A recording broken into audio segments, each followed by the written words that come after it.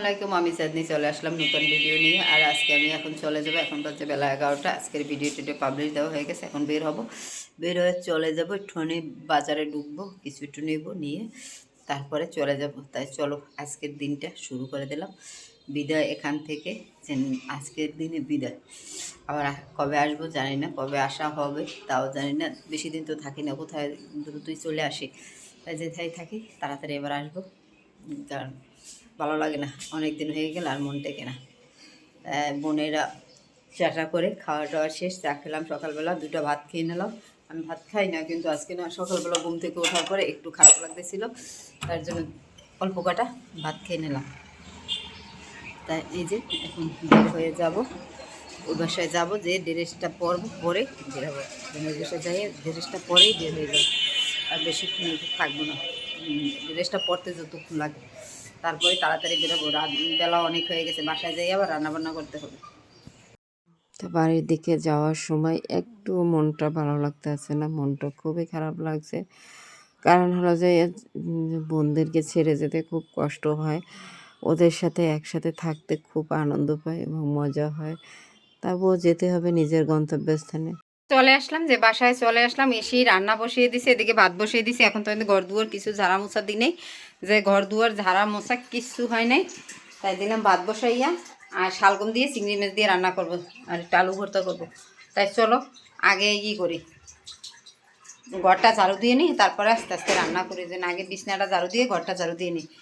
আর দেখতে পাচ্ছ বাড়ি গেলে একেবারে এলোমেলো হয়ে যায়, আমার কোথায় শ্যুট করে না, নিজের বাসা ছাড়া আমি কোথায় মানে শ্যুট করতে পারি না। আমার মনে হয় ফেসমেস টাইনে ধরে, আর কেমন যেন শুষ্ক হয়ে যায় শরীরটা। তাই চলো আগে ঘরটা গুছাই নিই। তো এদিকে শালগম দিয়ে চিংড়ি মাছ দিয়ে রান্না করবো, তার জন্য শালগম দিয়ে চিংড়ি মাছ দিয়ে ভাজি করবো। আগে চিংড়ি মাছটা কষিয়ে নিই ভালো করে, তারপরে শালগমটা দিয়ে দিই। বাড়ি থেকে এসে এখন বাজে গেছে বেলা 2:30। ঘর দুয়ার ঝাড়ু টুড়ু দিয়ে এদিকে ভাত বসে দিয়ে ঘর দুয়ার ঝাড়ছি, সবজি টবজি কুচছি, গোছাক গাছ করছি।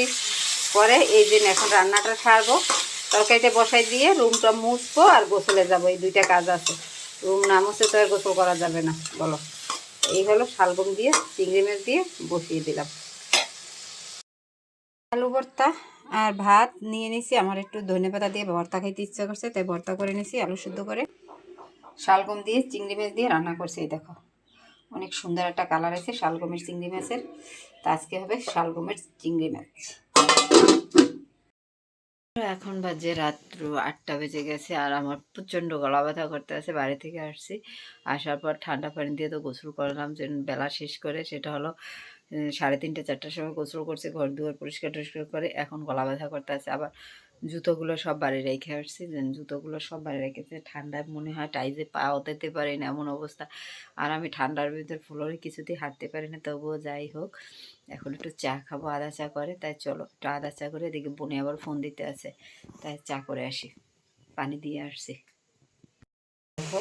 যে আদা চা করার জন্য দিয়ে দিলাম, গলা ব্যথার জন্য। দেন প্রচণ্ড গলা ব্যথা করতেছে, যেটা বলে বুঝতে পারবো না।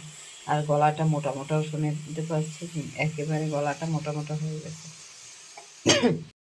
বন্ধুরা এখন বাজে রাত প্রায় 12টা। আমার খাওয়া দাওয়া সব শেষ করে নিয়েছি, খাওয়া দাওয়া শেষ করলাম, এখন ঘুমাবো। তাই চলো আজকের ভিডিওটা এখনই শেষ করে দিই। বাড়ি থেকে এসে কাজকর্ম করে এমন ঠান্ডা লাগছে, মানে গোসল করছি তো 3:30টার সময়, করার পর ঠান্ডার চোটে অস্থির হয়ে গেছি। তারপর খাওয়া দাওয়া করে যে কম্বলের তলে শুয়েছি, 7টার সময় না 8টার সময় উঠে একটু চা খাইলাম, তারপর আবার শুয়ে রইলাম। এখন উঠে বাদ্যুকা খেলাম, খেয়ে তারপরে এখন মশারিটা টানাইছি, শোবো। মশারি টানাতে চাইনি, এত পরিমাণ ঠান্ডা।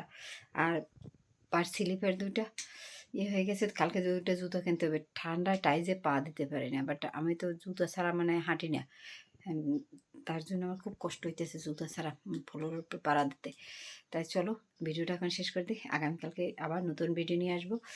আর বাড়ি থেকে তো চলে আসলাম, বোন মা সবাইকে রেখে, খুবই খারাপ লাগছে। খারাপ লাগলে করার কিছু নেই, যার যার কাজ তার তার করতে হবে, যার যার জায়গায় যেতে হবে তার তার।